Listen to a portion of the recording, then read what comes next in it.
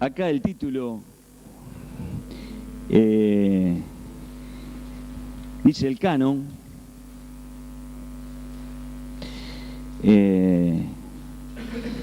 La palabra canon allí significa caña. Caña, está ahí, ¿no? No voy a decir en hebreo, en griego, pero para nosotros lo que nos interesa es lo que significa. Significa que es la caña que se utilizó para medir y tiene un significado como si fuera una norma. Ustedes vieron que, voy a poner un ejemplo, cuando uno se va a hacer análisis, hay una especificación y uno dice, más de tanto tiene mucho colesterol, tiene mucho triglicérido, tiene un montón de cosas, menos está normal. Y para la elaboración de la palabra de Dios o la conjunción del libro que nosotros tenemos en nuestras manos, tuvieron que medir y evaluar qué libros eran los inspirados por Dios, aquellos que tenían que cumplir ciertos requisitos, que después lo vamos a ver, y entonces a eso se le llamó canon, es la medida que tenía que tener, y entonces, si ustedes ven allí un tal Orígenes que no tiene nada que ver con la FJP, ¿no es cierto?, sino que fue uno de los padres de la Iglesia, del principio. Tenemos algunos nombres raros en la historia de la Iglesia, y entre ellos estaba Orígenes, que expresó la regla de fe. O sea, uno siempre cuando lee a veces un libro de historia, siempre está a veces la historia oficial, y hay una historia que uno dice no es la clandestina, pero también depende de quién lo escribe, si es de tal o cual idea política, va a expresar sus pensamientos y todo. Pero en la lista o índice que se hizo, o sea, hubo una lista oficial aceptada de libros, y no fue la Iglesia que creó el canon. O sea, la Iglesia reconoció los libros que fueron inspirados desde su comienzo, y estos fueron inspirados por Dios al ser escritos. Después vamos a hablar un poco acerca de revelación, de iluminación y de inspiración. Ahora, para que un libro fuera incluido en ese canon, tenía que cumplir ciertos requisitos que era para ver si el libro era canónico, pertenecía a la Escritura o no. Y la primera cosa era autoritativo, o sea, ¿quién es la autoridad? No sé si a ustedes les pasa que cuando uno lee un libro, a uno le interesa quién es el autor. Y vos decís, bueno, mira, es de ese autor, no, la verdad que, ¿por qué? Porque o conocemos algo o no nos gusta, pero acá proviene de la mano de Dios, y acá ustedes pueden ver en cuántos pasajes de la palabra dice, así dice el Señor. Y a veces cuando uno lee el libro de Levítico, Deuteronomio, en algunas cosas dice, yo Jehová. O sea, como la firma, ¿no? Es lo que te determina. Es profético. El profeta es un portavoz de Dios. Por eso hay que tener sumamente cuidado cuando dice, viene tal profeta, algo así. Uno tiene que examinarlo todo, retener lo bueno, y tenemos que tener conciencia de la gran diferencia de ver si se cumple lo que dijo el profeta o no, ¿no? Yo me acuerdo el año pasado, escuché a uno que decía el profeta fulano de tal y qué sé yo, y bueno, y habló, y la verdad que fue en febrero del año pasado. Argentina iba a pasar al frente, pero no sé, ¿viste?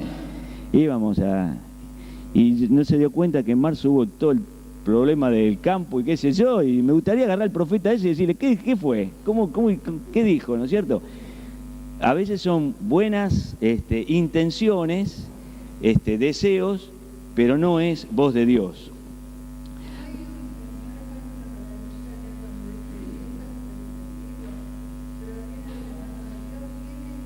Este libro con una divina palabra, sí, la palabra divina de Dios, así dice el Señor. Es profético, fue escrito por hombres de Dios, es auténtico. Los padres de la iglesia eran sumamente cuidadosos con respecto a la palabra de Dios, y si veían alguna duda, lo desechaban. O sea que esto no fue, bueno, mirá, ¿quién lo escribió? Es amigo de fulano. Ah, sí, bueno, está bien, lo aceptamos. No, fue con gran cuidado. La otra.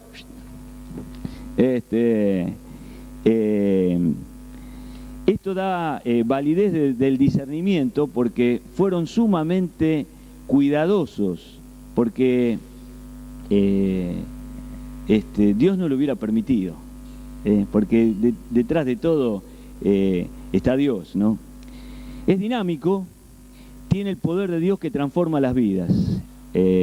Ustedes van a ver después los que son libros apócrifos, que no transforman las vidas, son leyendas, fábulas, algunas cosas que no tienen absolutamente nada que ver con lo que dice la palabra de Dios, que verdaderamente cuando uno lee la palabra de Dios trae bálsamo, trae consuelo, trae aliento, pero también transforma la vida. Antes vivíamos de una manera, ahora vivimos de otra manera completamente distinta. Fue recibido, reunido, leído y usado por el pueblo de Dios. El pueblo de Dios observó todas estas cosas y cuando uno lee en la palabra de Dios cómo Pedro reconoció las obras de Pablo como escritura al mismo nivel de las palabras del Antiguo Testamento. No sé si ustedes se acuerdan en este pasaje de 2 Pedro 3:16, ellos habían tenido un problemita, ¿no es cierto? Y Pedro aclara de que las palabras que habían dicho Pablo, aunque eran difíciles de entender, eran palabras de Dios, lo mismo que las anteriores. Y cuando dice anteriores o en el pasaje dice otras cositas, significa lo que es el Antiguo Testamento. Cuando llegó el año 70 después de Cristo, que hubo la destrucción de Jerusalén y del templo, los judíos fueron esparcidos y ellos tenían la necesidad de que hubiera algo que los uniera, y fue la palabra de Dios. Una palabra autorizada, porque ellos fueron dispersados por medio del Imperio Romano, fueron dispersados en distintos lugares, y los judíos llegaron a ser el pueblo del libro. O sea, había algo que los unía, ¿no? El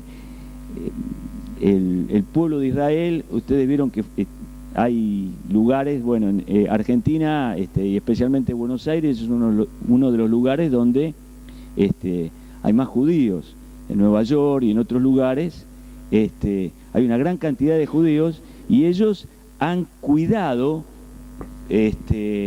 sus tradiciones como ningún otro pueblo, y algo que los ha unido es la palabra de Dios. Hoy hay mucho escepticismo, hoy muchos judíos se han olvidado, prácticamente son judíos por nacionalidad, pero no en el aspecto religioso. Este libro los mantuvo unidos. El cristianismo comenzó a florecer y comenzaron a circular muchos otros libros escritos por cristianos, pero que sirvieron también cartas que en su momento, pero no están registradas en la palabra porque no cumplen las condiciones que nosotros les decimos que es el canon, o sea, la medida, la caña, como decíamos antes, excluyó a esos escritos y no se usaron en la sinagoga, pero sí se usaron en la sinagoga el canon hebreo que ustedes ven allí, la ley, la Torá que tienen los judíos, que es el Pentateuco nuestro, Génesis, Éxodo, Levítico, Número y Deuteronomio. El canon hebreo tiene los profetas anteriores. Yo después voy a decir cómo lo llamamos nosotros. Los profetas anteriores dice Josué, Jueces, Samuel y Reyes.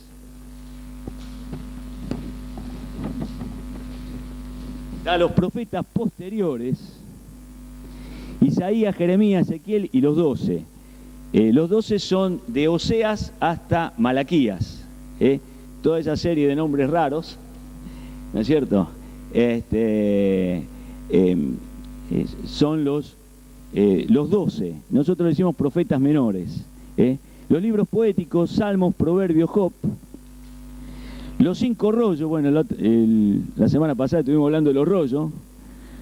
Los rollos tenían 48 metros, eran bastante difíciles de leer. Pero ahí está el Cantar de los Cantares, Ruth, Lamentaciones, Esther y Eclesiastés. Y los libros históricos, Daniel, Esdras, Nehemías y Crónicas. Nosotros tenemos el Antiguo Testamento. El Antiguo Testamento tomamos el Pentateuco, Génesis, Éxodo, Levítico, Número y Deuteronomio, los 5 libros que escribió Moisés. Y después, lo que nosotros decimos son libros históricos. Josué, Jueces, Ruth. Tenemos dividido en Primera Samuel y Segunda Samuel, Primera Reyes y Segunda Reyes, Primera Crónicas y Segunda Crónicas. En el Antiguo Testamento no está escrito en forma cronológica. Se dice que Job, no podemos hablar con ninguno que era de la época de Job, pero se dice que Job fue de la época de Abraham, o sea, como 2000 años antes de Cristo. Pero nosotros lo tenemos ahí al lado de Salmos. Pero los libros de historia, cuando ustedes abren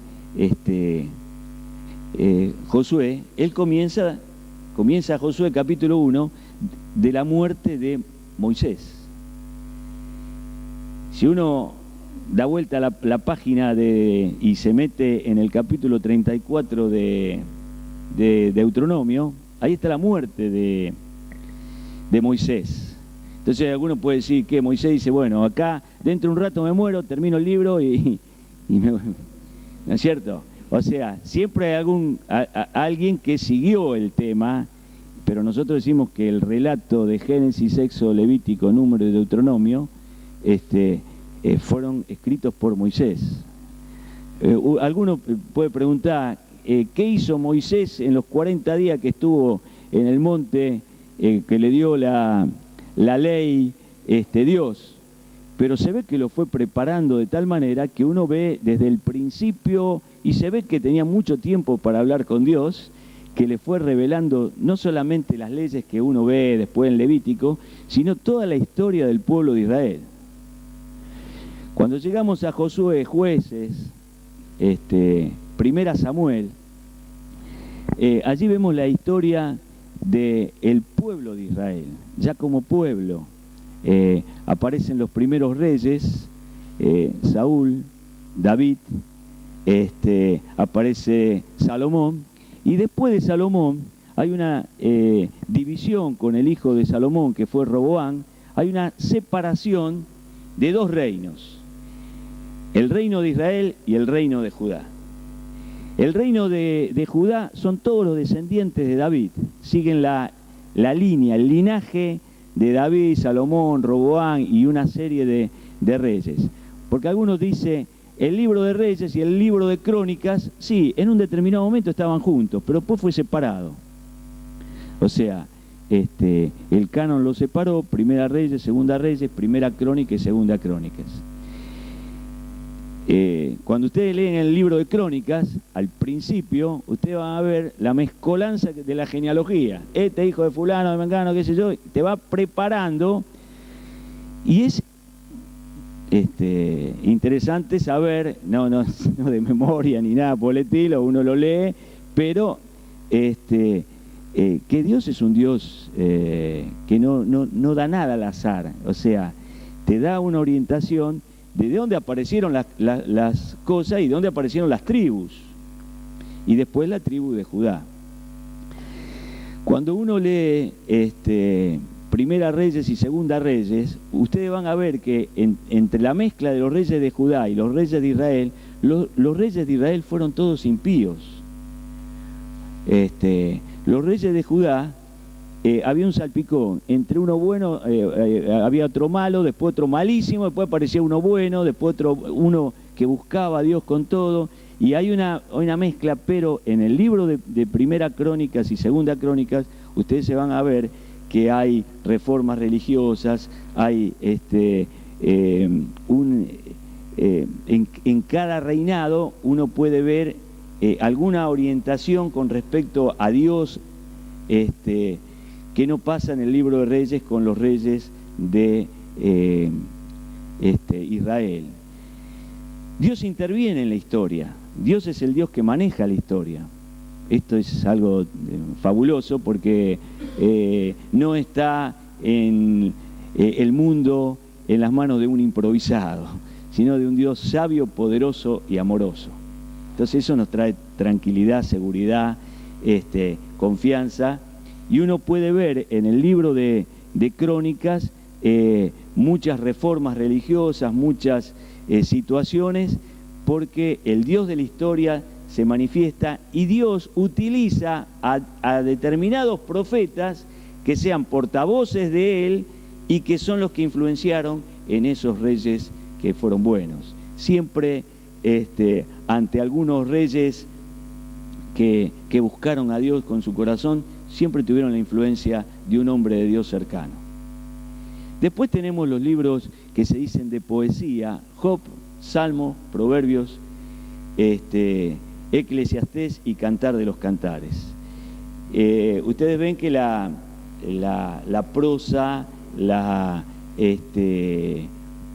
no es nada histórico, sino que especialmente el libro de Salmos, cada salmista, David es uno de los principales, él expresa su estado de ánimo y es el único libro de la Biblia donde los autores expresan su estado de ánimo. Ustedes pueden ver en distintos salmos: ¿por qué te abates, oh alma mía? ¿Por qué te turbas dentro de mí? Está el salmista bajoneado, tironeado, y después hay cantos de victoria, alabanza, adoración del salmista, porque son verdaderamente expresión de cómo está el estado de ánimo de los autores. Después tenemos los que nosotros llamamos profetas mayores, Isaías, Jeremías. Bueno, en el caso de los libros poéticos, aparte Proverbios, Eclesiastés y Cantar de los Cantares, fue escrito por Salomón. Entonces uno puede ver la sabiduría.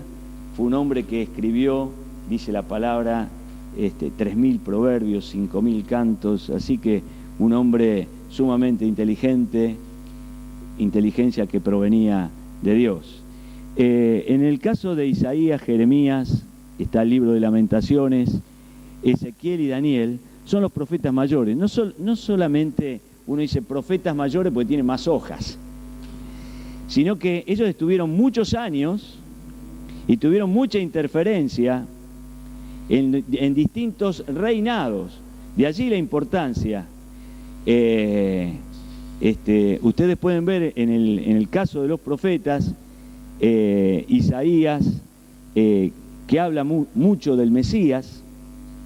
Jeremías, un hombre el profeta llorón, un hombre que le tocó vivir a contramano y estar en contra del pueblo, del rey y todo, y las pasó las 1001. Por eso después escribe Lamentaciones.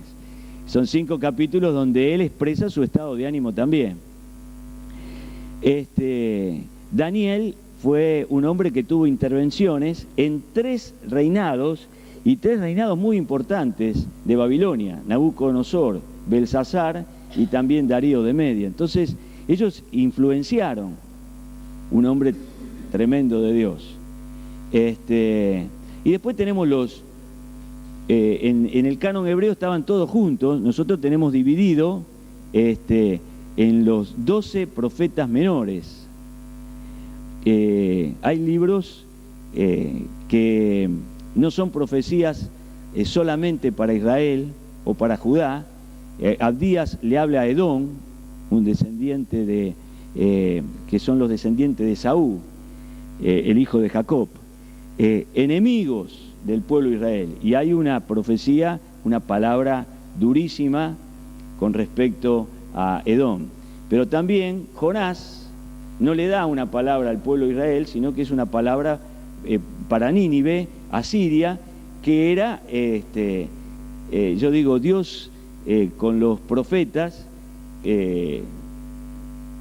los pone en situaciones bastante difíciles. Si uno estudia los profetas, Jonás era sumamente nacionalista, era un tipo muy metido en lo que sea Israel, y estaban siendo sometidos por los asirios, y le tiene que dar una palabra a los asirios. Y él se toma el buque, se va, ¿no es cierto? Pero es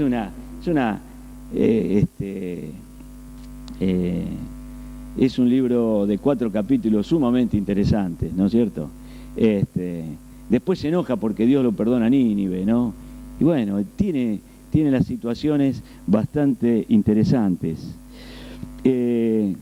Acá dice, aun cuando los cristianos tenemos el mismo canon del Antiguo Testamento, el número de libros difiere. Nosotros tenemos 39 libros en el Antiguo Testamento. Ellos lo tienen más compilado, Samuel, Reyes y Crónicas, y los profetas menores en un solo libro, como yo decía, los 12.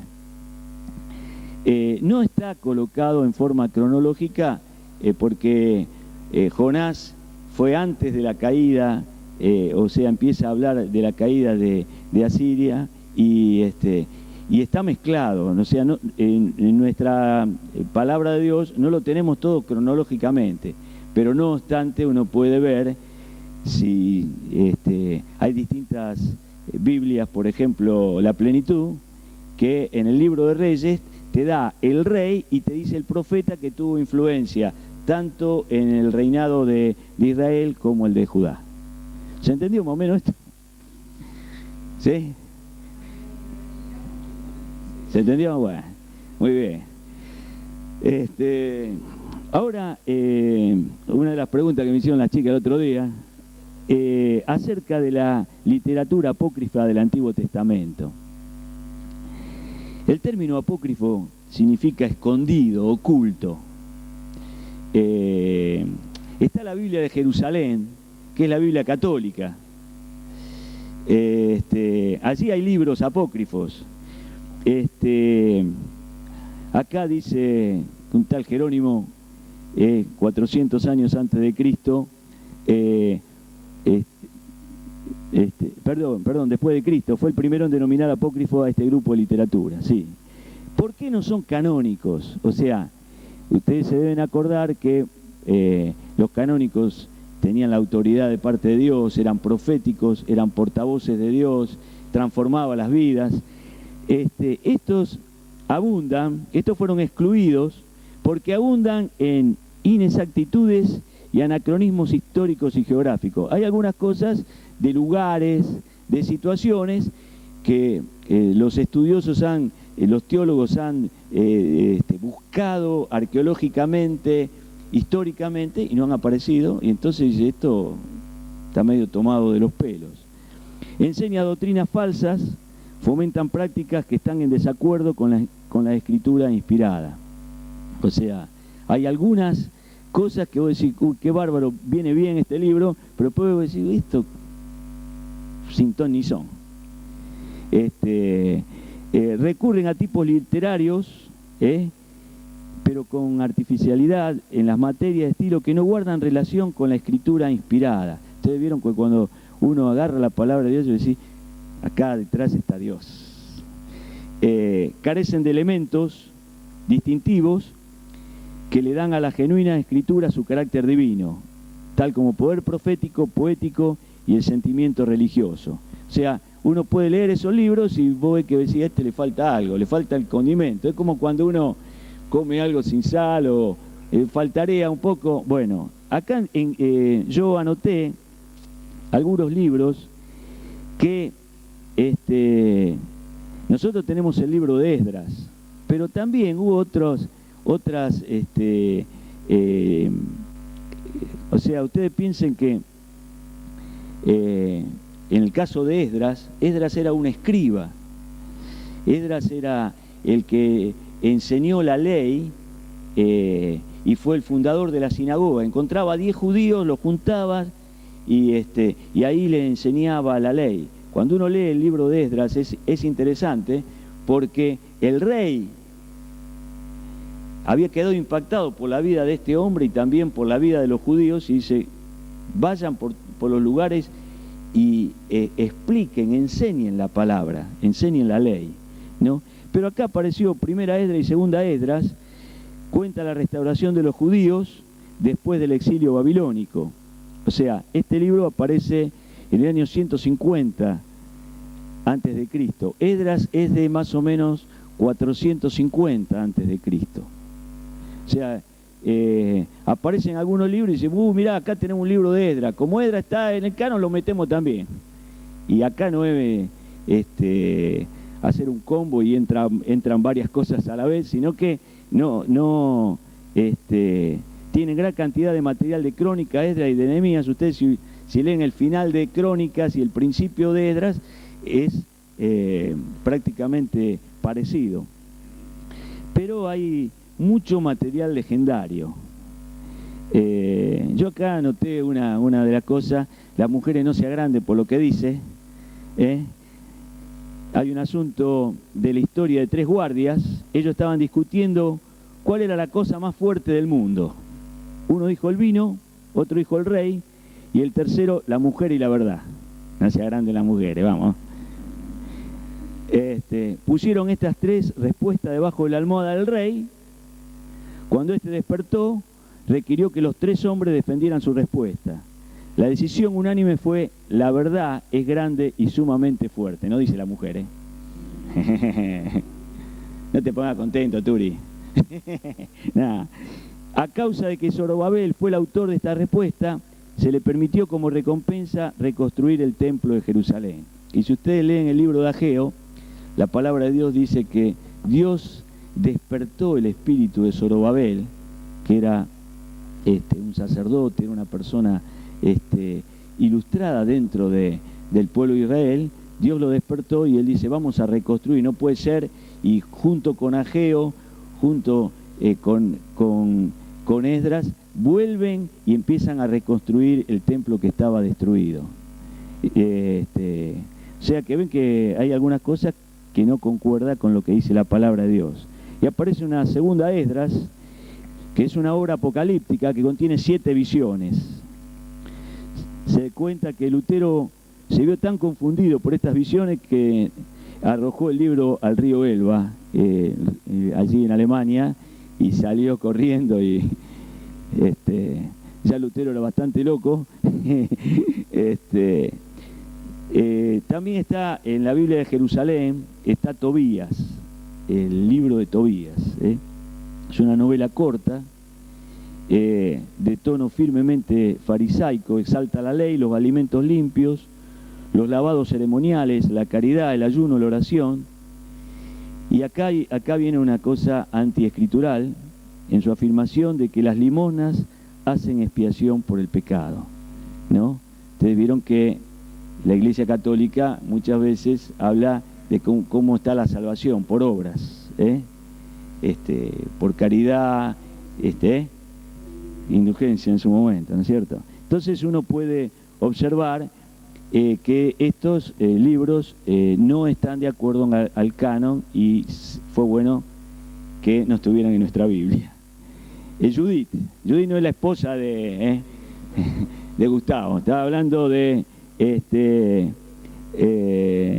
una heroína, y se cuenta la historia que era una viuda judía, ¿no?, que cuando fue sitiado la ciudad donde ella se encontraba, fue hasta la carpa del general enemigo, que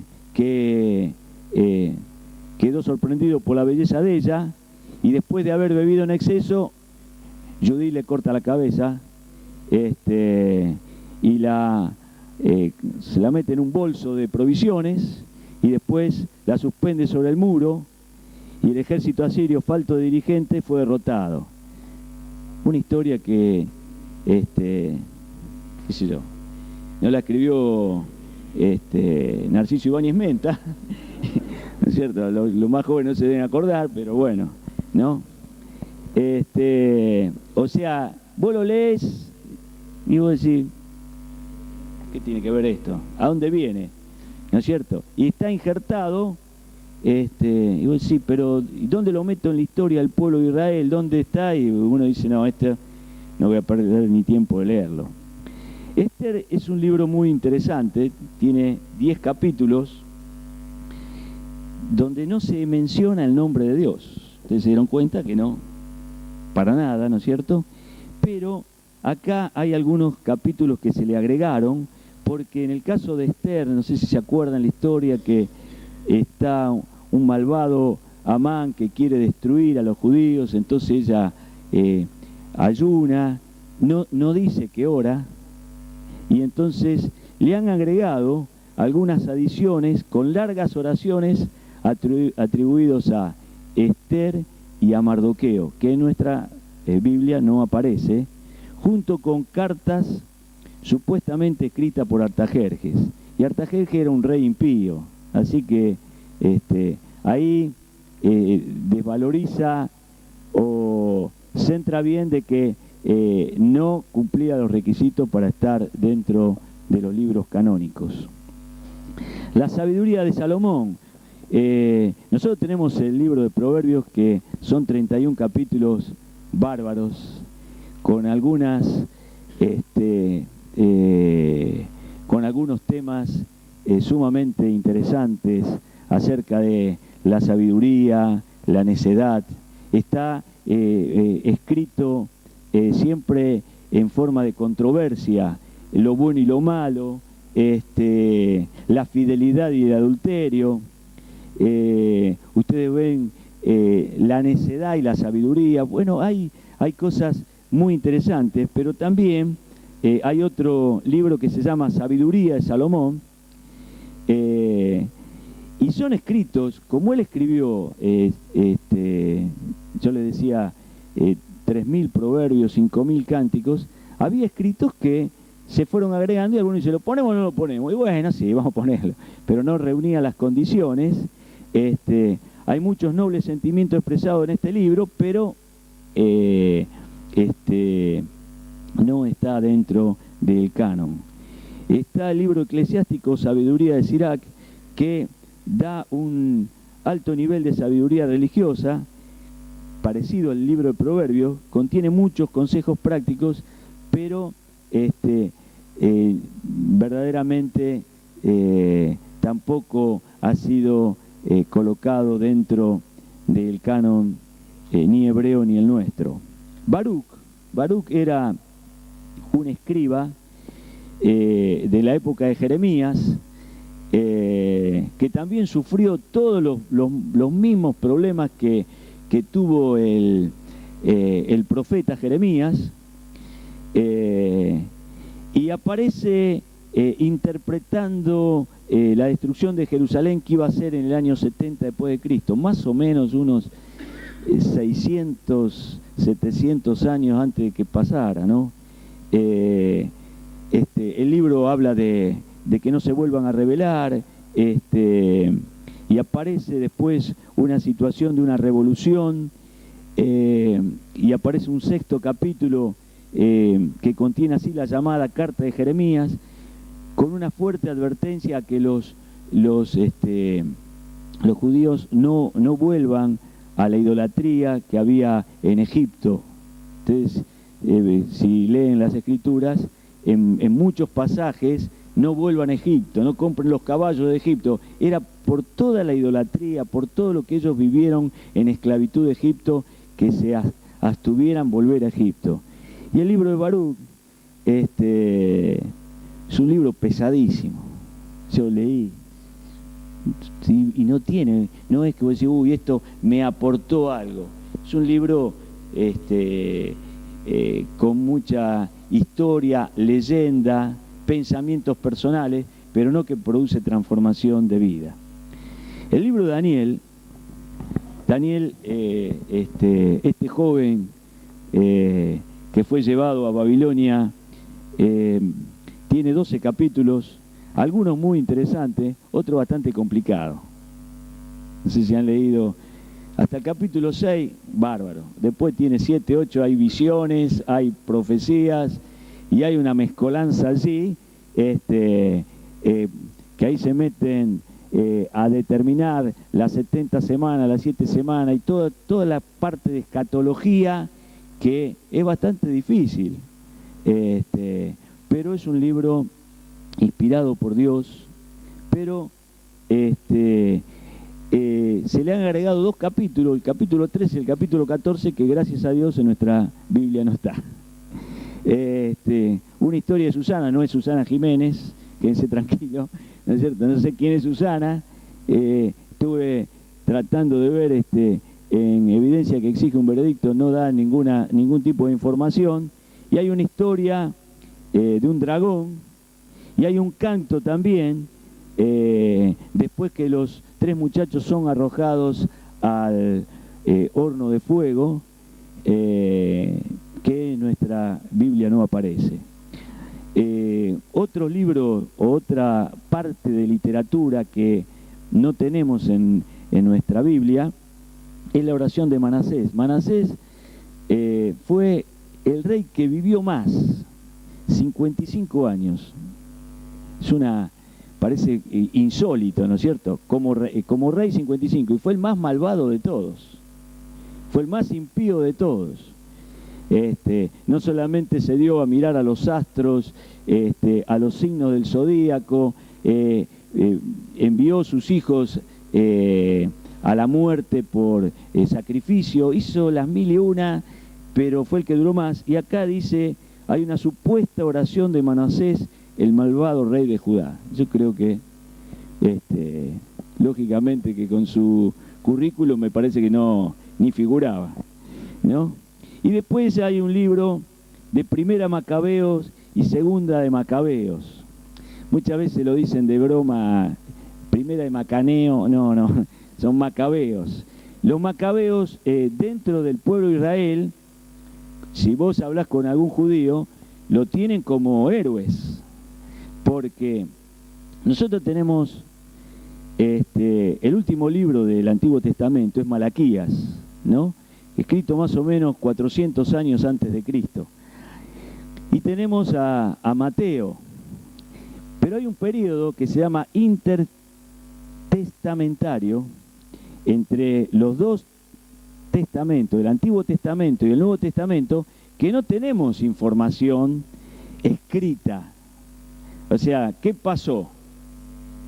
¿Es que Dios se olvidó del pueblo de Dios? No, fue un tiempo de oscuridad, fue un tiempo donde el pueblo de Israel fue sometido, ahí estuvieron los romanos, estuvieron también los griegos metiéndose, ahí podemos ver la gran influencia de los griegos con todos sus filósofos y el placer, y Aristóteles y Sócrates y Solón y todos los pensadores de su momento, y también un periodo donde hubo estos muchachos, Judas, Jonatán y Simón, que eran hijos de un hombre macabeo, que trataron de defender del templo no entraran ciertas contaminaciones. Había gente que quería comer ciertos animales inmundos dentro del templo, quería sacar, y estos muchachos hicieron una guerra santa, sí, contra los sirios, y también se metieron allí pueblos en contra del pueblo de Israel, y allí aparece Primera de Macabeos y Segunda de Macabeos, donde se habla de victorias y de guerras, pero no tiene un trasfondo escritural que para nosotros es de alimento o de edificación. Ahora, en el Nuevo Testamento, nosotros tenemos 27 libros, y yo creo que con esos 27 libros ya tenemos todo, ¿no es cierto? Desde Mateo al Apocalipsis tenemos los evangelios que nos hablan de Jesús, Mateo, Marcos, Lucas y Juan, pero después vemos la iglesia del Señor, cómo nace en Pentecostés, y cómo Lucas, el médico amado, como dice la palabra de Dios, escribe claramente el mover del Espíritu Santo dentro de la iglesia del Señor, la persecución, cómo se mueve el pueblo del Señor, cómo se va extendiendo, y después vienen las cartas de Pablo. Tenemos Romanos, tenemos Primera y Segunda Corintios, tenemos Gálatas, Efesios, tenemos cartas personales, aparte de Filipenses y Colosenses, tenemos cartas que el apóstol escribe a sus discípulos. Y ahí tenemos una carta fundamental de 1 Timoteo, 2 Timoteo y Tito, que se le dicen cartas pastorales, que son cartas muy interesantes. Cuando uno habla con los discípulos, yo creo que uno de cómo ser, de cómo tenemos que ser como siervos del Señor, la gran riqueza del apóstol Pablo a este joven, uno lo puede utilizar hoy tranquilamente para verse como modelo. Tenemos modelo a Jesús, pero Pablo le escribe a estos jóvenes que tenían influencia griega en su momento, y cómo tenía que comportarse, cómo tenía que ser el siervo del Señor. Después encontramos el libro de Hebreos, que tiene mucha, si ustedes toman parte de Éxodo, de Levítico acerca de la ofrenda, el libro de Hebreos tiene bastante, habla acerca del tabernáculo, habla de Cristo que entró, de las ofrendas. Bueno, es una expresión, no sabemos quién lo escribió, hay muchas, no va dirigido a nadie en particular, tampoco firma. Ustedes piensen que en las cartas se escribía al principio los saludos y al final los saludos, y ahí uno se identificaba quién escribió. Pero en Hebreos algunos dicen que pudo haber sido Pablo, otro puede haber sido Apolos, ¿no?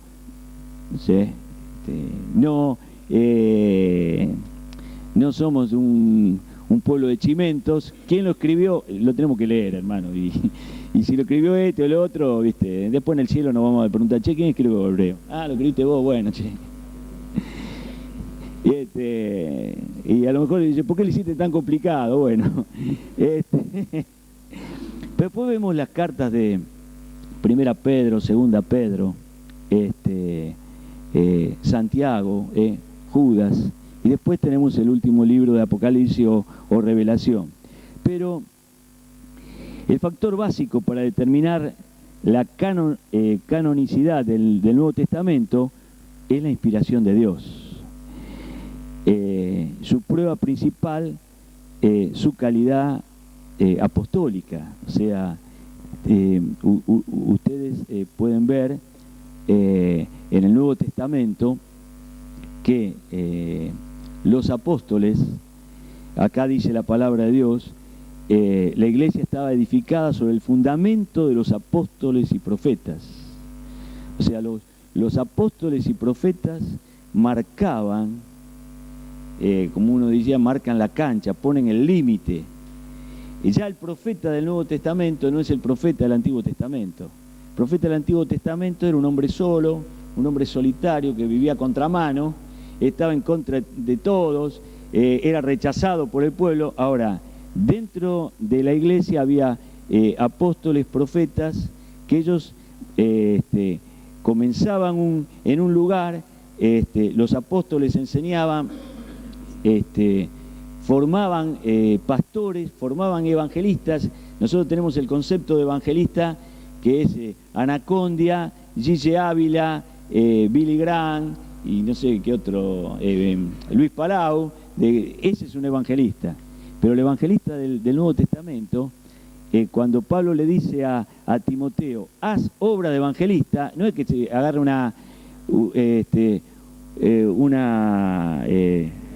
megáfono y ponga a predicar el evangelio en una plaza, sino que tenía que formar pastores, formar obreros. Esa es la obra de evangelista, ¿no? Todos somos evangelistas.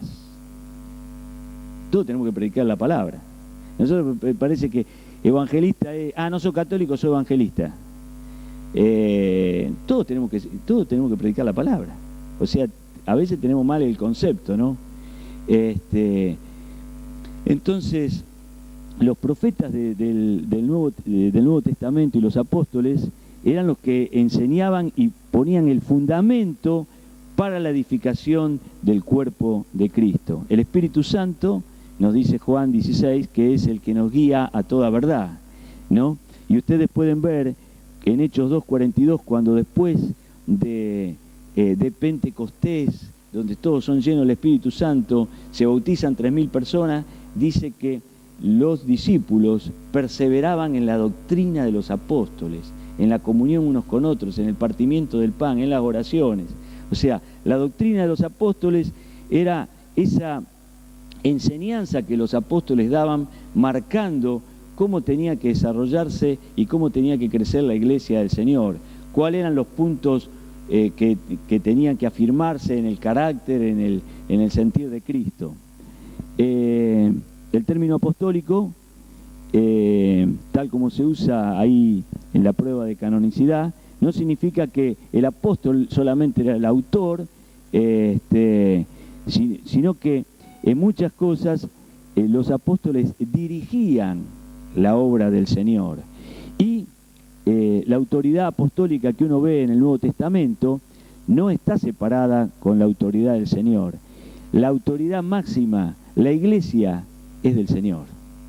Por eso a uno le llama la atención, la iglesia es fulano de tal, la iglesia del Señor, ¿no es cierto? Y ustedes pueden ver que en algunas enseñanzas del apóstol Pablo, especialmente cuando habla del matrimonio, cuando habla de la familia, en 1 Corintios 7, él dice, digo yo, no el Señor, después dice el Señor.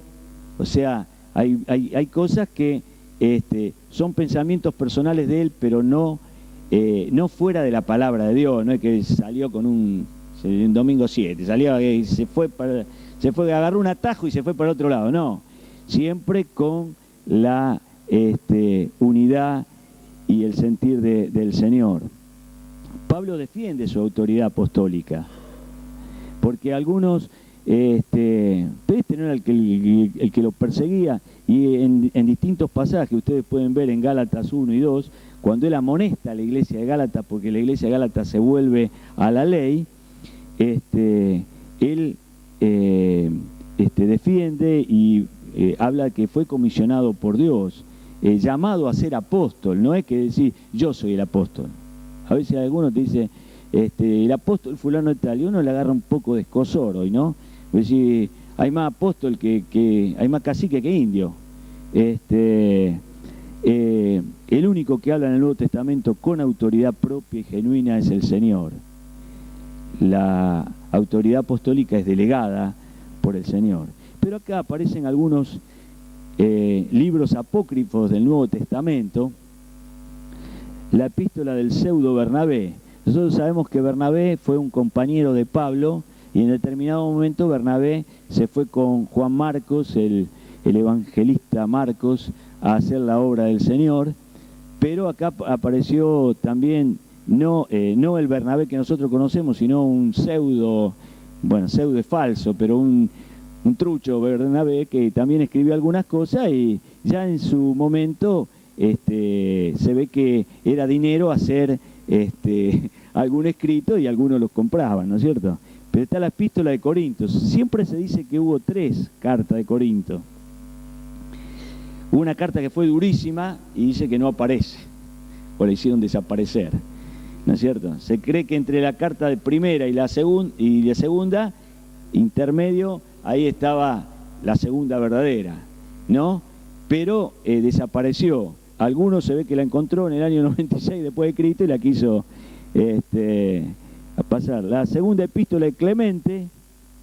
Este Clemente fue uno de los discípulos, fue un hombre de Dios que escribió algunas cosas, pero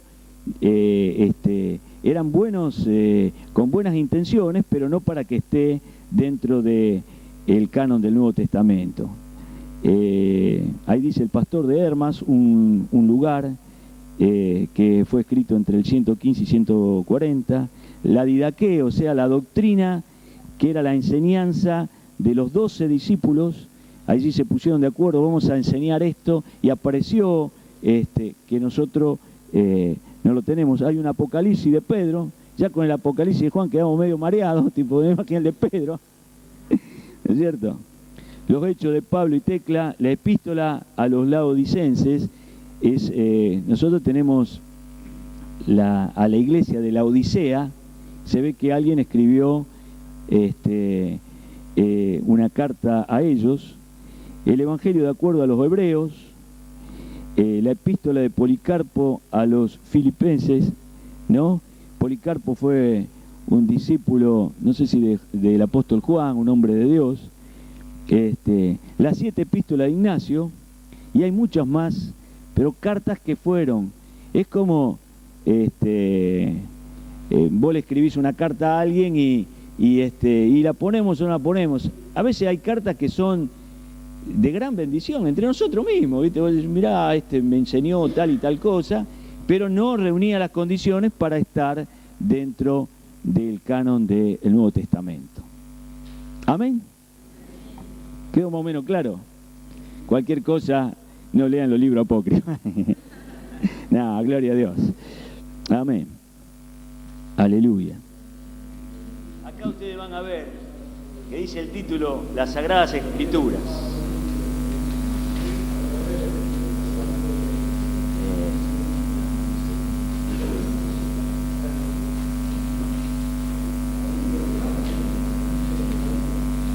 En el libro de Proverbios dice, porque cuál es su pensamiento en su corazón, tal es él. O sea, es importante nuestros pensamientos. La vida del hombre gira alrededor de lo que piensa. Y mayormente de lo que piensa de Dios. Ustedes si se acuerdan del Salmo 1, la otra vez estábamos en la seccional de policía y estábamos hablando del Salmo 1, porque ellos tienen mucho tiempo, y yo les compartí el Salmo 1, dice, bienaventurado el varón que no anduvo en consejo de malos. Allí hay consejo de malos, vamos a salir, cuando salgamos, vamos a hacer esto, vamos a hacer lo otro, no estuvo en camino de pecadores ni en silla de escarnecedores se ha sentado, dice, sino que en la ley de Jehová está su delicia, y en su ley medita de día y de noche. Yo les decía, qué importante meditar en la palabra de Dios. Qué importante es, yo digo, dormir con Dios, ¿no? Aún cuando, yo creo que Ana, a vos te va a pasar y todos los hermanos, cuando los chicos allí que algunos te dicen, quiero dormir con la luz prendida, quiero hacer esto, qué importante que los últimos pensamientos sean una oración, una palabra de fe, porque no sé si a ustedes les pasa que hay gente que ve una película de terror y después un jabonazo, tienen pesadilla y tienen un montón de situaciones, porque uno sigue el bocho trabajando, ¿no? Por eso, en Efesios 4, del 22 al 24, ustedes se deben acordar que Pablo le dice, en cuanto a la pasada manera de vivir despojados del viejo que está viciado, dice, renovaos el espíritu de vuestra mente. La mente, yo digo, es como la computadora, ¿no? Le entran virus y el disco rígido queda la miseria. Entonces, es importante renovar la mente. ¿Y yo cómo renuevo la mente? No puedo ir al doctor y hacerme un trasplante de mente. Sería buenísimo, ¿no es cierto? Como una vez decía Jorge Mitián, tenemos toda clase de champú para el pelo seco, para el pelo graso, con canas, sin canas, para un montón de cosas, ¿no es cierto?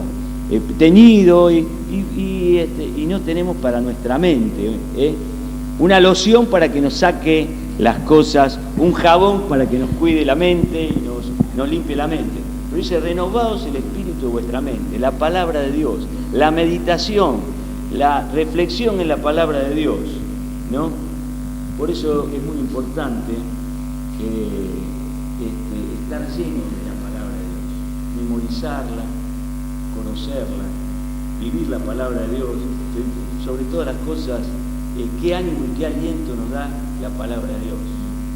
En momentos de prueba, en momentos de dificultad, Dios es mi amparo y fortaleza. Qué polenta que te da, ¿no es cierto? Jehová es mi luz y mi salvación, ¿de quién temeré? Jehová es la fortaleza de mi vida, ¿de quién he de atemorizar? Y uno se ensancha porque la palabra de Dios trae consuelo, aliento, ánimo. La doctrina cristiana, o sea, la doctrina es la enseñanza, la instrucción, son las verdades fundamentales de las Sagradas Escrituras ordenadas en forma sistemática. Entonces, nosotros tenemos una doctrina cristiana y en teología, por ejemplo, se habla de la doctrina de la salvación, la doctrina de la venida de Cristo, distintos tipos de doctrinas que nos sirven para como enseñanza en forma sistemática. Acá hay un versículo muy clave, que es el de 2 Timoteo 2:15, procura con diligencia presentarte a Dios aprobado, no aplazado, aprobado, como obrero que no tiene de qué avergonzarse, que usa bien la palabra de verdad.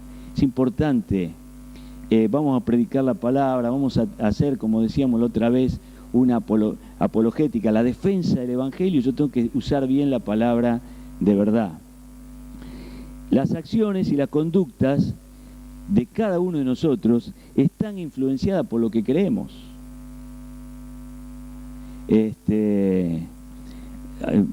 Me gustó este ejemplo del comportamiento de una tripulación que sabe si cuál es el punto final o cuál es la llegada o dónde tiene que ir la embarcación, y otra que navega a la deriva sin un punto fijo. Y hoy la gente navega no le interesa nada y cómo vive, y bueno, la vida, qué sé yo, ¿viste? Si me tengo que morir, me tengo que morir. ¿Y por qué fumar? Y bueno, de algo hay que morir. Y sí, yo a veces, y vos ves las cosas que hacen, entonces la vida del hombre es un viaje a la eternidad y tiene gran importancia lo que uno cree, porque sabe en quién ha creído. La vida acá tiene un significado para cada uno de nosotros. Fue planeada por Dios y tiene un destino el cielo. O sea, es como cuando si uno sale con el auto y dice, ¿a dónde vamos? A cualquier lado. ¿Y a dónde va? Y no sabe a dónde va, ¿viste? ¿No es cierto? Ahora, acá hay una cosa que es importante. El conocimiento doctrinal te proporciona lo necesario para dar una exposición autorizada. Esto es lo que dice Dios. Y algo sistemático de la verdad. Yo siempre digo lo mismo, ¿no? A mí siempre me impactó Billy Graham cuando él predicaba. Él siempre decía, Dios dice, la Biblia dice. Pues otra cosa es lo que diga yo, pero otra cosa es lo que dice Dios. Mira, Dios dice tal cosa. Bueno, mira, arreglátela con Dios. A veces uno tiene que hablar con algunas personas que no ven el tema del recasamiento, no ven algunas cosas, y vos decís, mira, esto es lo que dice la palabra de Dios. Esto es lo que dice Dios. Esto no es lo que dice la sociedad. Esto no es lo que dice el psicólogo, el parapsicólogo, la sociedad de tal. Esto es lo que dice Dios. El conocimiento doctrinal es esencial para el desarrollo completo del carácter cristiano. O sea, nosotros llegamos a Cristo con un montón de cosas fuera de la voluntad de Dios, y allí en la palabra de Dios encontramos cómo tenemos que vivir la vida en el Señor. Sólidas creencias desarrollan un carácter sólido, y asimismo creencias bien definidas forman también convicciones claras, bien definidas. No es algo antiguo la palabra de Dios, porque ustedes van a ver que la palabra de Dios sigue transformando, sigue consolando, y es de hace 2000 años atrás, y uno sigue viendo el valor que tiene la palabra de Dios. El conocimiento de la palabra protege del error. Jesús le tiene que decir a estos fariseos que se acercaban: ustedes están errando, ignorando las Escrituras y el poder de Dios. Ustedes ven que allí hay dos citas, Gálatas 1 y 2 Timoteo 4, que hablan acerca de cómo son los falsos maestros, los falsos profetas. Y ustedes, si toman en cuenta las palabras del Señor Jesús acerca de la venida de Cristo, acerca de los últimos tiempos, es el desarrollo, el pulular de falsas doctrinas, falsos pensamientos, falsos profetas, falsos pastores, que no enseñan lo que dice la palabra de Dios. Entonces, para evitar errores, nosotros tenemos que ser hombres y mujeres de la palabra de Dios.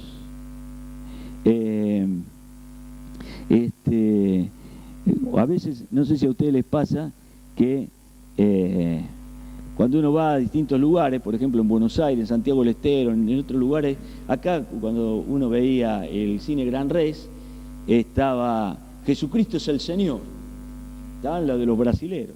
Los brasileros tienen algunas cosas, tienen un corso a contramano impresionante, tienen una mezcla de umbanda, tienen mezcla de catolicismo. En Buenos Aires habían hecho un muñeco de esos que vos le pegás y vuelve, pegás y vuelve. Era Péguele al Diablo. Entonces vos estabas un poco nervioso y vos ibas ¿no es cierto? Te sacás eso pegándole al diablo, pero cada golpe salía 10 pesos, 100 pesos, dependía de... Cosa loco, ¿cierto? Ahora, ustedes fíjense la cantidad de dinero que ellos están en la mayoría de los canales al final. Antes había un cura, había un pastor, ahora están ellos en todos los canales. Canal 9, en el 11, canales en Buenos Aires, se meten en radios importantísimos. Radio Rivadavia tiene un programa, te pone música de Marcos Witt, te pone música de Jesús Adrián Romero y qué sé yo. Después el brasilero dice cada cosa. Y lo lamentable es que no gana. Es otra cosa. Pero bueno, acá hay un ejemplo. O sea, las estrellas aparecieron antes de la ciencia, lógicamente, ¿no es cierto? Las flores existieron antes que la botánica, no es que dice, bueno, vamos a poner primero los conocimientos de botánica y después vamos a hacer una flor. No, ya estaba la flor, ¿no es cierto? También la vida existió antes que la biología, y también Dios antes que la teología. No es que, bueno, ahora después nos ponemos a estudiar, vamos a inventar un Dios. En el principio Dios. El hombre en su ignorancia empezó con ideas supersticiosas con respecto a las estrellas, y el resultado fue la astrología. El hombre se forjó ideas falsas con respecto a las plantas, y ahí empezaron: esta planta hace bien para esto, lo otro, qué sé yo, la hechicería, ¿no? El hombre, por su ceguera, se formó ideas erróneas de Dios, y el resultado fue el paganismo, con una secuela de supersticiones y corrupción terrible, ¿no? Ustedes vieron en distintos lugares. A veces vos ves en la Argentina pueblitos, y vos decís, bueno, pero estos son pueblitos que hay un atraso, ahí está en el norte, pero no, vos lo ves acá nomás, gente que a lo mejor vos le hablás de Dios, no creen en nada, pero creen en cada cosa, que vos decís, ¿de dónde sacaron estas creencias, no? Pero al llegar a la astronomía, se pusieron los principios correctos acerca de las estrellas, de los cuerpos celestes, y pusieron al descubierto los errores de la astrología. Lo mismo apareció la botánica, que sacó a la luz los errores de la hechicería, y después allí habla, la Biblia pone al descubierto las ideas falsas con respecto a Dios y sus caminos. O sea, hay otras ideas y que son, algunos dicen, bueno, pero es un error doctrinario. Sí, pero se va al infierno, ¿no es cierto? Ahí está el quid de la cuestión, ¿no? Esto nos pasa muy a menudo, que cuando charlamos acerca del recasamiento, hablamos de ciertas cosas, que está en juego la salvación. Los adúlteros no heredarán el reino de Dios. O sea que no es poca cosa.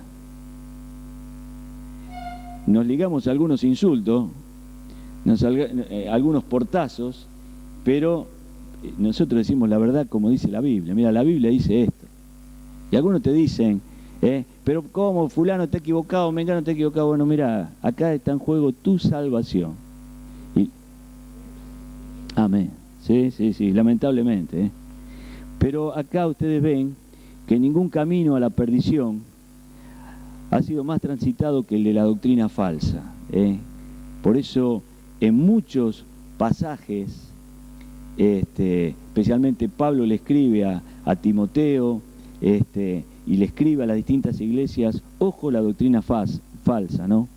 El error es coraza sobre la conciencia y venda sobre los ojos. O sea que nosotros tenemos que tener sumamente cuidado, y tenemos que hablar lo que dice Dios. El conocimiento doctrinal es parte necesario para el bagaje del maestro cristiano. O sea, tenemos que conocer lo que dice Dios, tenemos que conocer lo que dicen las Escrituras, porque cielo y tierra pasarán, pero las palabras del Señor no van a pasar. Ahí está Isaías 48, sécase la hierba, marchítase la flor, mas la palabra del Dios nuestro permanece para siempre. Aleluya, gloria a Dios. Acá hay un error que cometí, dice, pero no se necesita caminar a tienta sumido en las dudas, no es dudas, no es brasilero, es dudas. Nosotros tenemos un libro, que son las Sagradas Escrituras, las cuales te pueden hacer sabio por la fe que es en Cristo Jesús. Ustedes se deben acordar que cuando Pablo le escribe a Timoteo, le habla de la fe no fingida que había en su madre y en su abuela, Eunice, Loida, que ellos le habían enseñado la palabra de Dios. En el capítulo 3 de 2 Timoteo, dice, acuérdate de quién has aprendido, ¿no? Y toda palabra de Dios fue inspirada por Dios y útil para enseñar, para corregir, para redarguir, para amonestar, a fin de que el hombre de Dios sea enteramente preparado para toda buena obra, que sea perfecto, ¿no? Y acá, el Dios que creó el universo es un Dios sabio, es un Dios que tiene un propósito determinado para sus criaturas, y el descuidar ese propósito es necedad, y el desafiarlo es pecado. Algunos dicen, yo vivo como se me da la gana, yo hago lo que quiero, y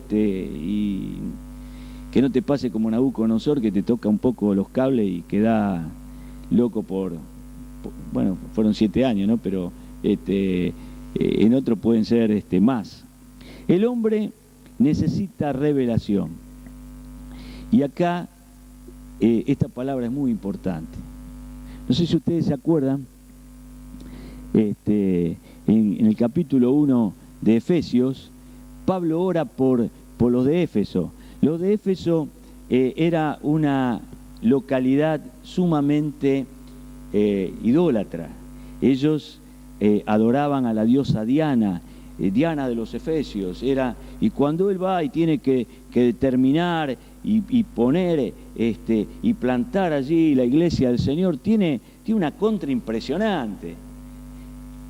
Después, cuando escribe la carta a los de Éfeso, en el capítulo 1, él está orando y le dice a Dios, dale espíritu de sabiduría y de revelación. Y muchas veces nosotros no sé ustedes, yo lo he orado y he orado mal, ¿no? Señor, este cabezón que no entiende nada, ¿cómo es? ¿No es cierto? Pero ya se lo expliqué por este lado y por el otro lado, y sabe, y sigue haciendo esto que no está, y yo lo que tengo que orar es, Señor, dale espíritu de sabiduría y de revelación. Y cuando recibe revelación, la palabra entra claramente, ¿no? El hombre necesita revelación, y tal revelación debe desearse. Uno quiere conocer más a Dios. Cuando uno dice conocer más a Dios, es un poco arrogante, puede decir conocer a Dios, pero uno desea una mayor intimidad con el Señor día a día, para un trato de que Él también día a día nos vaya transformando y enseñando, ¿no? En Romanos 1:20 habla que la creación nos revela el poder de Dios, la gracia de Dios. Siempre cuando alguno dice, siempre, no sé si les ha pasado que te encontrás con alguien que te dice, usted predica a Dios, a Jesús, sí, ¿y qué pasa con el negrito que está en África y que nunca escuchó la palabra? Siempre lo mismo, ¿no es cierto? Y yo le digo Romanos 1:20 que la creación manifiesta quién es Dios. Uno ve un bebé recién nacido, o ve a veces una ecografía, y vos decís, qué bárbaro que es Dios. En el libro de Eclesiastés habla de cómo formó Dios los huesos dentro de la mujer que está encinta. Y vos decís, ¿qué? ¿Quién fue? Einstein. ¿Quién fue? ¿Fumanchu? Fue Dios. Algunos se cree, ¿viste? Pero fulano de tal, ¿qué fue? ¿Favaloro? No fue Dios. ¿No es cierto? No desprecio a Favaloro, por favor, ni a persona. Pero hay gente que no le impacta nada. O como vos ves algunos bichos, y vos decís, este bicho, yo no lo hubiera creado. ¿Y para qué? Y vos le ves, vos decís, y yo lo hubiera hecho 100 pies, y vos lo ves 100 pies, le hubiera hecho 80. ¿No es cierto? Y vos ves, qué sé yo, pero vas a Córdoba, vas a Mendoza, vas a Bariloche, vas a algunos lugares y vos quedás extasiado. ¿No es cierto? Y ves la sola, y vos ves y escuchás una tormenta. Y vos decís, qué bárbaro que Dios, ¿no? Te da un tiempo tranquilo. Una noche estrellada, Una noche estrellada, se corta la luz. Y vos estás arriba de la terraza, ¿viste? Siempre cuando se corta la luz, siempre decimos lo mismo con mi esposa, ahora que se cortó la luz vamos a hacer tal cosa. No, pero no hay luz. Mi esposa dice, me voy a poner a planchar si no hay luz. ¿No es cierto? No le pasa así, ahora voy a hacer tal cosa, no. Entonces nos vamos arriba a la terraza y ponemos a contemplar, ¿no? Decís, qué bárbaro Dios, ¿no? Y vos decís, ¿a cuántos años para llegar allá? Para el otro lado. Y vos decís, qué bárbaro que es Dios. Entonces, Dios se revela por medio de la creación, de la naturaleza. Ve un picaflor y vos decís, que va para acá, va para allá, y vos decís, qué tremendo, ¿no es cierto? Y ve los mosquitos y te da... Ahora, cuando el hombre está prisionero por el pecado, no ve nada, su alma está agobiada. Es feo encontrarse con gente desesperanzada porque no tiene fe en nada. Y necesita la luz, la revelación, pero también alivio para su alma, porque está acongojado, ¿no? Ahora, tal revelación sería expresada en forma escrita. Es razonable pensar que Dios expresara en un libro este mensaje para el hombre, ¿no? Y el libro era la mejor manera, ¿no? Por eso decimos que antes era el pueblo del libro, porque allí podemos ver, preservar, a pesar de años, la verdad íntegra y poder transmitirla de generación en generación. El padre hebreo era un padre que repetía. Cuando nosotros tenemos un montón de ventajas, ¿no? Ahora tenemos la palabra de Dios en distintas versiones, pero fabulosas. Pero tenemos grabadores, tenemos MP3, 4, 5, no sé cuál es el último número, pero tenemos cosas que podemos, toda la clase de equipos para acordarnos. Ellos utilizaban el catequeo, o sea, catequeo era por repetición, de allí los catequistas, las mujeres que enseñaban a los chicos por repetición. Y entonces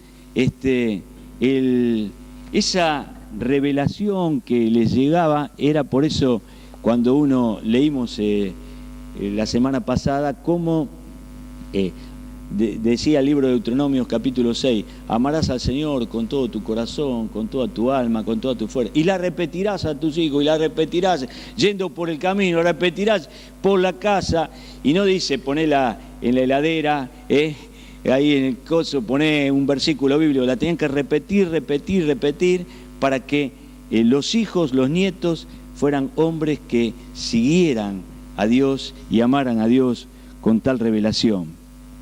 Ni la memoria ni la tradición son dignas de confianza. Tenía que haber algo escrito y con gran sabiduría, en forma normal, proporcionó al hombre la revelación divina en forma de libro, en la palabra de Dios, ¿no? Infalible, que no falla, y disponible para toda la humanidad. Y también fuera intacta a través de las edades, ¿no? Porque, viste, a veces hay leyes que duran una cierta cantidad y después queda abolida y bueno, ya pasó. Nosotros nos pasó la ley 18.188, ¿se acuerdan?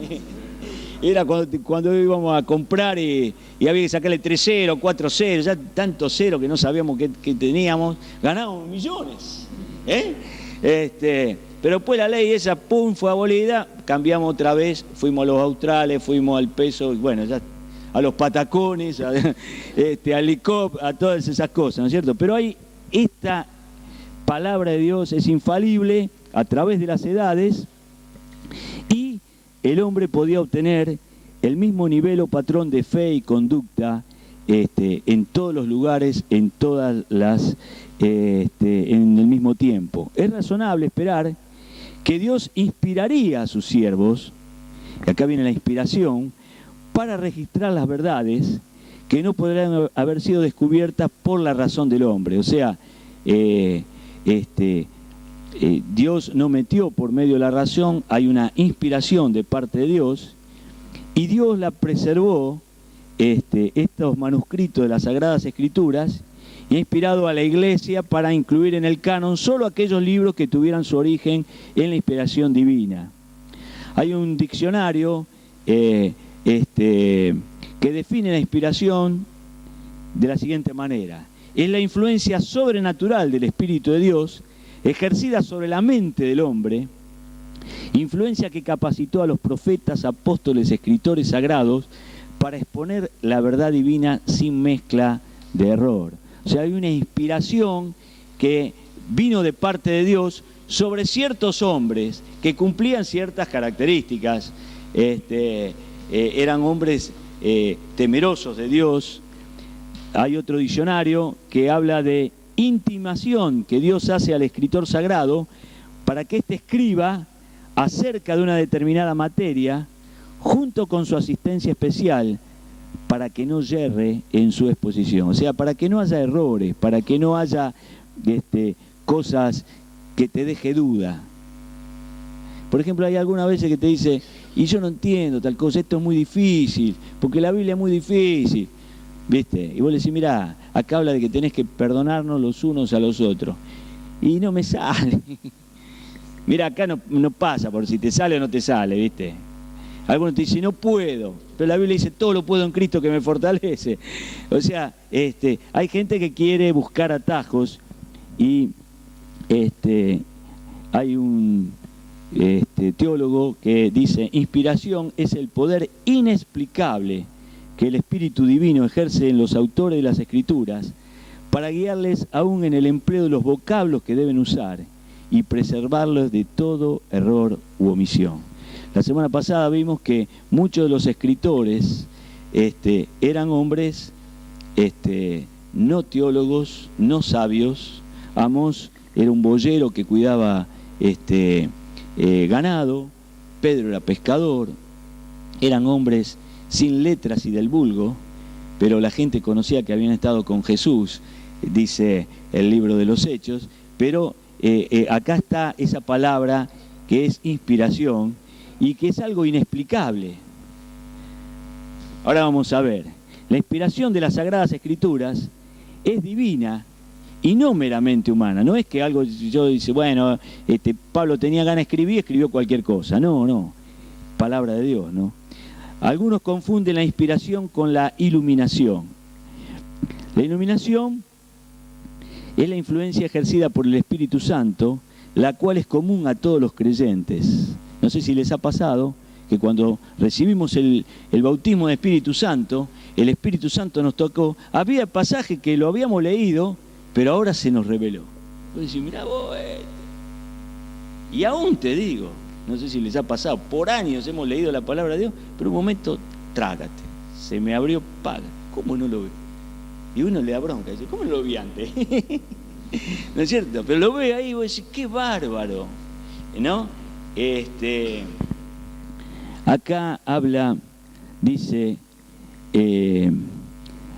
tal iluminación ha sido prometida a los creyentes y ha sido experimentada por cada uno de nosotros, ¿no? No es lo mismo que la inspiración. Los profetas recibieron verdades por inspiración y muchas veces ellos no fueron iluminados. Escribieron y no sabían, no es que no sabía lo que escribían, pero a lo mejor nosotros ahora vemos la historia y le hubiéramos dicho, che, Jeremías, no hubiera sido tan llorón. Pero él decía la palabra, esto dice Dios. Ustedes fíjense el caso de Oseas. El caso de Oseas es un libro, cada uno lo lee y dice, pobre Oseas. Pero para él fue terrible. Tenés que buscar una mujer adúltera y casarte. Ya como diciendo, ¿no? Y ahí y vuelve a caer y entonces Oseas ahí se queja de Dios y cómo esto que me pasa, así es lo que me pasa en mi corazón con el pueblo. Porque lamentablemente Oseas la pasó en carne propia, ¿no es cierto? Pero uno ve que quizás iluminado uno puede ver o decir, bueno, Dios utilizó a Oseas como un profeta del Señor en su momento y qué sé yo, pero lo que vivió este hombre fue una cruz, ¿no es cierto? El Espíritu Santo inspiró las palabras, pero muchas veces las personas no supieron el significado de esas palabras. Caifás, no sé si ustedes se acuerdan de ese pasaje que dice, es necesario, es mejor que muera uno, a lo mejor por toda la humanidad. Eso fue, él ni sabía lo que estaba diciendo, ¿no? Ni tampoco pensaba en Dios. En ese momento fue inspirado, pero no iluminado. Nótense diferencia entre iluminación e inspiración, ¿no? Los hombres de Dios no vivían en una eterna inspiración. Un momento y después eran normales. Ahora, la iluminación, uno va siendo, es gradual la iluminación. Es gradual el conocimiento. Hay gente que tiene un grado de revelación, tiene un grado de discernimiento mayor que otro, pero por su entrega, su consagración, su compromiso, ¿no? La inspiración era intermitente. El profeta no podía profetizar a su voluntad. No es que, por ejemplo, hoy este profeta sube arriba al colectivo y le da una palabra profética al chofer, después a el otro. No, era un profeta en determinado momento. Y, ojo,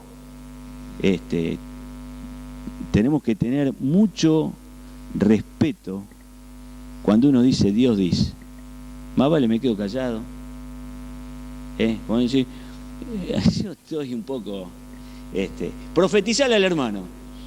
¿Qué le voy a decir al hermano? Si no tengo nada, no le digo nada. Le puedo decir, mirá, últimamente estuve charlando este versículo, y le puedo pasar el versículo, pero en una de esas le digo algo que el otro se toma como palabra del Señor y es palabra humana, es un deseo lindo. Pero otra cosa es cuando vos te encontrás con una persona y orás por esa persona y la persona te dice, usted oró y justamente es lo que yo estaba buscando. Y yo decía, ¿y qué le dije? Ni me acuerdo qué le dije, ¿no es cierto? Pero una cosa es la inspiración profética, vino palabra de Jehová. Ustedes vieron Elías, vive Jehová en cuya presencia estoy. Ahí le da una palabra, pero después, viste, se tira bajo un árbol, Señor, ¿para qué? ¿Por qué no me matás?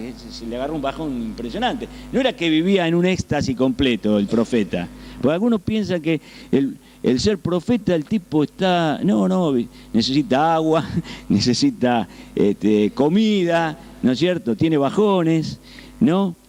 Se establece una distinción clara entre los profetas verdaderos que hablaron cuando vino la palabra de Jehová y los falsos profetas que hablaron según su propia invención. Y ustedes pueden ver en el libro de Crónicas y de Reyes algunos pasajes que son, Josafat le dice, vamos a buscar algún profeta. Bueno, sí, vamos a decirle, pero a tal profeta no, pues siempre nos da una palabra negativa. ¿No es cierto? Pues era un profeta de Dios, ¿no? Y entonces cuando este profeta le da una palabra, el rey dice, vamos a meterlo preso. Y el tipo dice, bueno, méteme preso, pero vas a ver que mañana, y bueno, ahí y uno ve la palabra. Y los otros dice, acá hay un espíritu de mentira. ¿Y por dónde entró? Y ahí le bofetean. Es interesante ver entre falso profeta y el profeta de Dios. La iluminación, dice, admite grados, la inspiración no. La gente disfruta distintos grados de iluminación. Mientras uno va creciendo espiritualmente, uno va recibiendo mayor revelación. Por eso es importante no estancarnos espiritualmente, por eso es importante crecer en la palabra, con el discipulado, en la oración, en la comunión con los hermanos. Algunos poseen mayor que otras.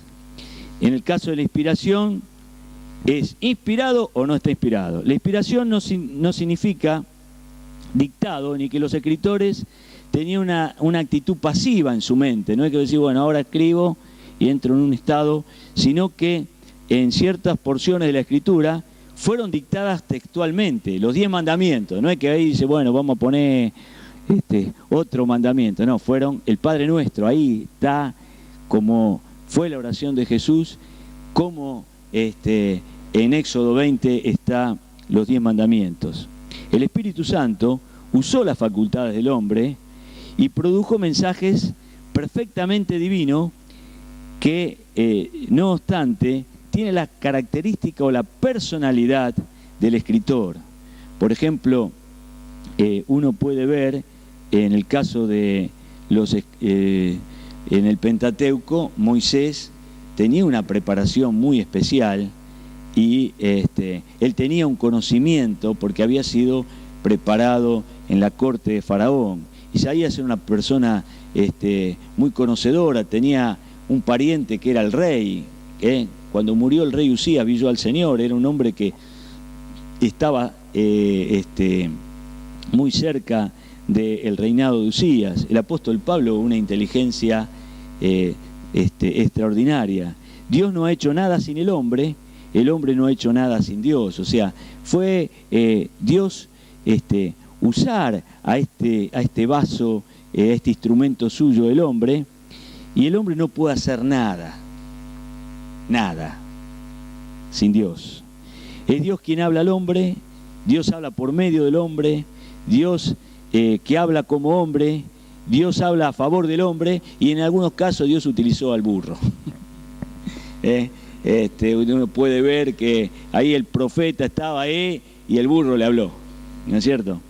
Los escritores fueron preservados del error, ¿no? Hay algunas cosas con respecto a la salvación y con respecto a otros temas, pero a veces, la otra vez vino un hermano y me dice, acá mira, hay un error entre Crónica y Reyes, que este era hijo de fulano y este no era hijo de Mengano. Pero ¿qué? Sí. Yo la otra vez, esto es algo muy personal mío, ¿no? Vino una parienta y me dice, estoy haciendo el árbol genealógico de la familia. Y yo en broma, le dije, el mío se secó. Entonces le digo, no, ¿qué? Sí, el árbol genealógico, vos sabés, ¿por qué no me decís las generaciones? Le digo, no sé nada. Yo, a mis abuelos de parte de mi papá ni los conocí. Así que no te puedo decir nada. Si no, vamos a entrar por internet, mira, entra por donde quiera, ¿viste? Pero yo no me voy a poner a buscar. Tengo tanto problema con lo que viven que me voy a encontrar con lo que buscan. No, tómatela, chao. ¿No es cierto? Porque con lo vivo tenés que... Se murió la tía fulano, tenés que ir allá. Está enferma la tía Mengana, tenés que ir allá. Y qué sé yo, y ahí me voy a ocupar por los muertos. No, qué sé yo. ¿Dónde murió? ¿Dónde nació? ¿Dónde está? Y este hermano tenía un problema de la cronología. Porque dice, vos fíjate que en Mateo, en Lucas, en Crónica y esto y el otro. Le digo, pero no... Bueno, una cosa de loco, pero hay cada loco con su tema, ¿no es cierto? Bueno, Dios inspiró los pensamientos, pero no las palabras de los escritores. O sea, Dios utilizó a la literatura, al conocimiento que tenían estos hombres. No, ellos utilizaron los vocablos o frases que eran lo mejor necesario para su momento, y ustedes vieron que... Si ustedes leen, por ejemplo, la versión 1909 de la Biblia, nosotros tenemos la 1960, tenemos alguna versión 1995, a veces vos lees la 1995 y uno está tan acostumbrado a la Reina Valera de 1960 que vos, y hemos estudiado algunos versículos de la palabra de 1960, y cuando yo encontré...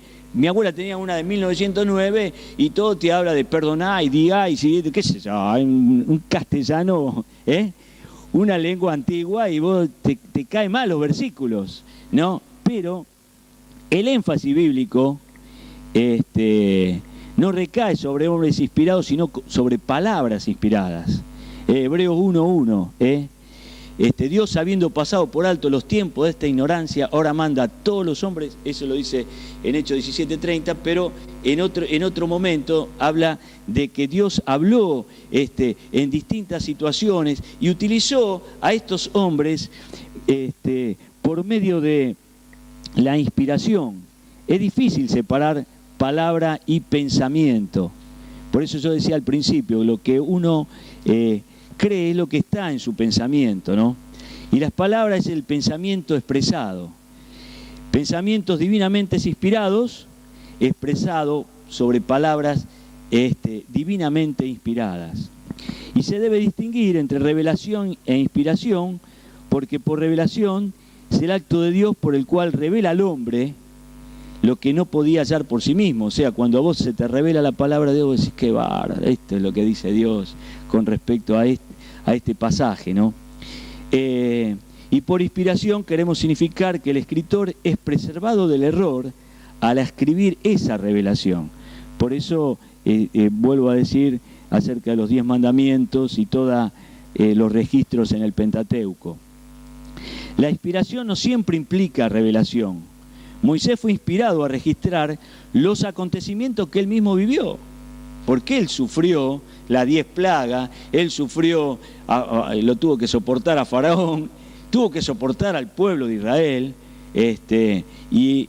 allí estaba en la esfera de sus conocimientos y lo expresó en sus palabras y con sus hechos, y de una forma de sentimiento y de pensamiento, porque él lo vivió. Se debe distinguir entre palabras no inspiradas y registro inspirado. Por ejemplo, las palabras de Satanás no fue inspirada. Cuando uno ve en la tentación, no es decir, Dios lo inspiró, el registro es inspirado, porque uno puede sacar un montón de conclusiones. Dios no podía haber inspirado al diablo, ¿no? En el Antiguo Testamento, ustedes pueden ver que aparece más de 2600 veces, dijo Dios, o vino palabra de Jehová. Ustedes pueden ver especialmente en los profetas, en Ezequiel, muchas veces, y vino palabra de Jehová, y es algo solemne, ¿no? La historia, la ley, los salmos, las profecías se afirma que todo fue escrito por hombres bajo la inspiración especial de Dios. Ustedes ven que, por ejemplo, cuando Jesús, en ese pasaje del camino a Emaús, Él va con los discípulos no se dan cuenta que es Jesús el que está al lado, y Jesús le dice: ¿por qué están tristes? Y vos sos el único que no sabe lo que pasó. ¿Y qué pasó? Y bueno, lo invitan a comer, y cuando él comienza a hablar de las Escrituras, ellos dicen: ¿no ardía nuestro corazón cuando nos hablaba de la palabra? ¿No? Dice que empezó por Moisés y los profetas. O sea, Jesús en muchos pasajes, y especialmente si ustedes toman Mateo 5, 6, 7, Él escrito está, mas yo os digo, decía la ley, pero yo digo esto. Interesante cómo Él afirma la verdad de la palabra de Dios en el Antiguo Testamento. O sea que no es separado. Por eso siempre cuando uno tiene que interpretar algunos pasajes que son difíciles, uno no puede leer un versículo, no lo entendí, ya dejé. Leemos el capítulo o leemos todo el libro, porque a veces está escondida algunas cosas que Dios no nos lo ha revelado, y a veces recibimos revelación porque un hermano nos indica, nos da una información o una enseñanza. Lo interesante es la exactitud que se observa en la Biblia, ¿no? No hay absurdos. Uno puede decir esto es... Uno ve el hecho de Dios, cómo aparecen en los libros sagrados cosas, y vos decís: ¿cómo habrá sido? Pero uno tiene fe, y la palabra de Dios genera fe. La unidad que hay en la Biblia, ¿no? Decíamos el otro viernes, estos 66 libros, 40 autores, 1600 años, abarca una variedad de asuntos, pero tiene una unidad con respecto a la salvación del hombre, a ciertos temas que uno admite que fue dirigida por una mente rectora o superintendente, que es Dios. Uno dice: esto, qué bárbaro, ¿no? ¿Cuántos libros hay que justifican aún 2 lecturas? Y a veces vos lees algún libro y no entendí nada, lo tengo que leer de vuelta. No sé si le ha pasado, ¿no? Me acuerdo que en literatura me tocaba leer algún libro de Borges y no entendía ni jota, y lo tenía que leer de vuelta, y yo decía: este tipo, qué bárbaro, no se le entiende nada. Para mí era bastante complicado. Como hay otros libros que uno... Pero en la Biblia, uno la lee centenares de veces, hay pasajes, ¿no? Y a veces uno parece llegar a la profundidad y otras veces parece estar en la orilla. ¿No le ha pasado? Que vos decís: mirá. O por ejemplo, vos lees algún pasaje y vos decís: qué bárbaro, ¿no? Y a veces uno se mete en la situación, Jesús yendo, y uno ve la compasión, la misericordia, el amor. En otro pasaje uno lo leyó y no le impactó nada, pero en otro momento, por eso también es importante leer la palabra con un espíritu de oración. Señor, ahora que voy a leer la palabra, esto no es gente, no es Clarín, no es tal cosa, sino esto es la palabra de Dios. Señor, ¿qué tenés para decir? ¿No? Y que no pierda interés para sus lectores. El que se aburre con la Biblia, perdóneme, pero es un amargado, pero la Biblia tiene tantas cosas, ¿no? Su extraordinaria circulación, traducida a centenares de idiomas, leída en la mayor parte de los países del mundo. Es uno de los libros más antiguos y sin embargo más moderno. Ahora, ¿cómo es esto, no es cierto? El alma del hombre jamás dejará de necesitarla, porque siempre uno tiene necesidad de leer la palabra de Dios. Uno se da cuenta cuando una persona comienza a deslizarse espiritualmente, cuando un discípulo comienza a perder visión de Dios, a perder visión dejó la palabra de Dios, dejó la oración. Y estos son elementos que vos decís, no le saca, che, ¿qué está leyendo? Y el tipo siempre te lee lo mismo. Por eso la variedad y aparte la importancia de buscar, de comer la palabra de Dios. es como el pan, ¿no? Uno de los alimentos más antiguos y sin embargo más modernos. Y a veces va a decir, me falta pan, tengo que pochar ahí la salsa, tengo que hacerme un sándwich,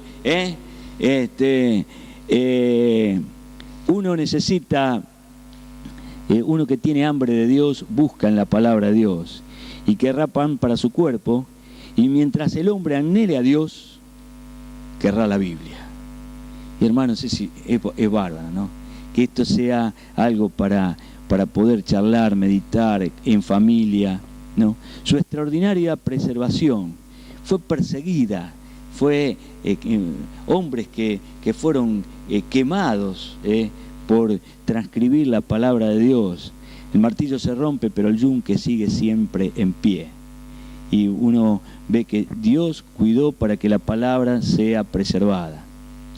Son muchas profecías cumplidas. Y uno cuando ve las profecías, uno queda maravillado, ¿no? Uno agarra a Miqueas y dice, pero tú, Belén Efrata, pequeña, de ti saldrá. Y vos decís, esto fue 700 años antes de Cristo. ¡Qué certeza! Isaías está en un momento tremendo y dice, todos nosotros nos descarriamos como ovejas, cada cual se apartó por su camino, mas Jehová cargó en él. Está hablando de Jesús. Tremendo. Después el salmista que habla y dice, en el Salmo 22, Dios mío, ¿por qué me has desamparado? Y hay un montón de palabras, ¿no? Repartieron sus vestidos, echaron suerte, y vos decís todo que se cumplió. Se cumplió lo de Judas, que iba, el que vos confiaba, el que comía, te iba a traicionar. Y todas las profecías que uno ve en la palabra de Dios, yo decís, qué tremendo que es Dios. Uno siente que la palabra es inspirada. Y acá puse un ejemplo que me gustó, le hizo un profesor, ¿usted cree en este libro? Claro que sí, respondió la señora. Conozco personalmente al autor. Y esto es importante, ¿no? Cuando uno ve la influencia que ha hecho la palabra de Dios en distintos movimientos dentro de la historia de la iglesia. Por ejemplo, en 1700 y pico hubo un par de hombres, Wesley, Whitefield, ingleses, que empezaron a ser metódicos para estudiar la palabra de Dios. Se reunían a las 4 de la mañana para leer la palabra de Dios. Y hubo cambios extraordinarios dentro de Inglaterra, porque estos hombres se dieron cuenta de lo que estaba pasando alrededor, cómo eran explotados los chicos, eran llevados a las minas de carbón y trabajaban 16, 18 horas, y ellos no solamente predicaron la palabra de Dios, que hicieron cambios en la sociedad. Estados Unidos, no son santos de mi devoción, pero ellos fueron evangelizados y conquistados por muchos cristianos que llevaron la palabra. Eso de las caravanas, uno pensaba en la caravana, iban de un lado al otro, iban corriendo mucha gente predicando la palabra en distintos lugares. Y ellos llegaron hasta hace unos años atrás, que en las escuelas se oraba. Y a veces vos ves una película mundana así, y ellos van a comer y la acción de gracia, y le quedó eso, mal, bien, regular, lo hacen bien, lo hacen mal, pero la influencia que tuvo, y nosotros tenemos ahora este desafío de poder expresar lo que dice Dios en una sociedad que está corrompida, que está a contramano, ¿no? Acá dice algo muy interesante. La Biblia ha influenciado civilizaciones, ha transformado vidas, ha traído luz, inspiración y consuelo a millones de seres. Y lo que hará, gloria a Dios. Y su labor, su trabajo continúa. El objetivo más que nada de estos 2 viernes es que amemos las Escrituras. Amén. Aleluya. Señor, te bendecimos en esta noche. Gracias, Jesús, por tu palabra. porque nos da consuelo, aliento, ánimo, es verdadero alimento. Queremos ser, como dice tu palabra, nutridos en la palabra de verdad. Señor, bendecí a cada hermana, Señor. Señor, que con sus discípulas, en su accionar, puedan enseñar, mostrar esta revelación de la palabra de Dios. Levantá, Señor, a obreros fieles en tu palabra. Gracias, Señor. Gracias por tu pueblo, Señor. Y gracias por la iglesia de Jesucristo. Señor, que podemos disfrutar del ánimo y del aliento de los hermanos y del cariño de los hermanos. Bendecilo, Señor. Amén. Aleluya.